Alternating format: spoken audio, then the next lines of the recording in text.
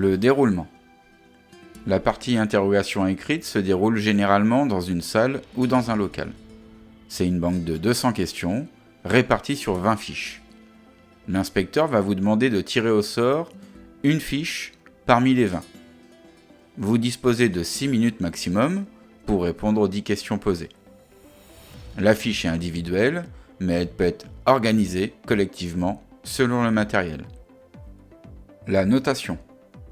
Sur les 10 questions, si vous avez 9 ou 10 bonnes réponses, vous aurez 3 points.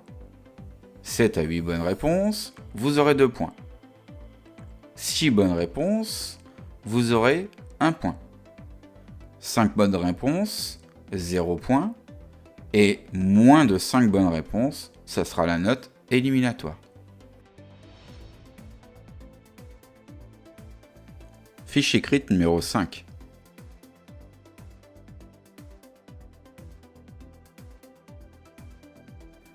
Question numéro 1.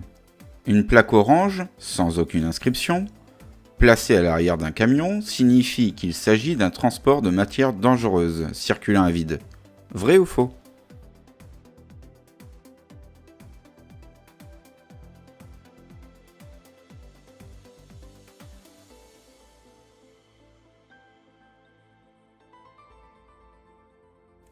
Question numéro 2. Cette limitation de vitesse peut concerner les véhicules autres que les trains routiers, trains doubles et véhicules articulés.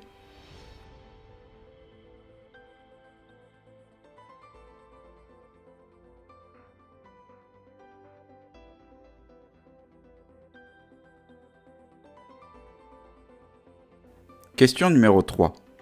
Si, dans la même journée, vous conduisez un véhicule avec un chronotachygraphe à disque, après avoir conduit un véhicule avec un chronotachygraphe numérique, devez-vous utiliser un disque vierge ?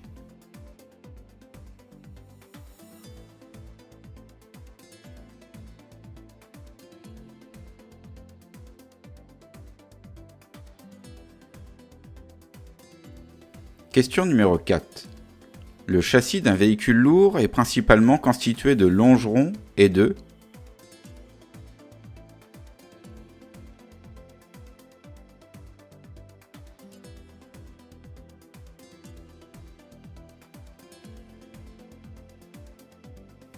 Question numéro 5. Quel est le document lié à l'entreprise qui doit se trouver dans un véhicule de plus de 3,5 tonnes de PMA qui effectue un transport de marchandises pour compte d'autrui?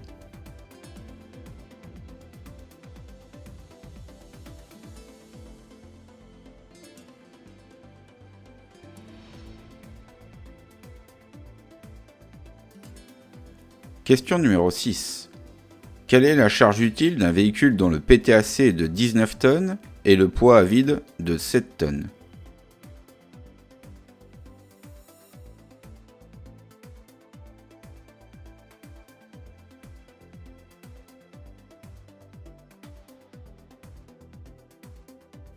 Question numéro 7. Votre véhicule, isolé, a un PTAC de 16 tonnes. Sur route prioritaire à double sens, quelle est la vitesse maximale autorisée?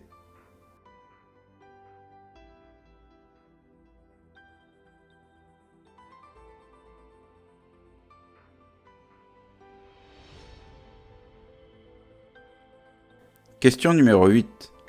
Un conducteur effectuant un transport de matière dangereuse dans un véhicule fourgon doit-il obligatoirement avoir suivi une formation particulière?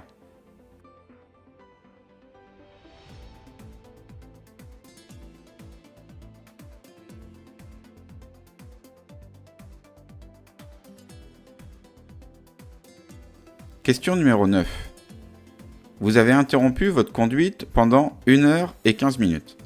Ce temps peut-il être pris en compte pour le calcul du temps de repos journalier?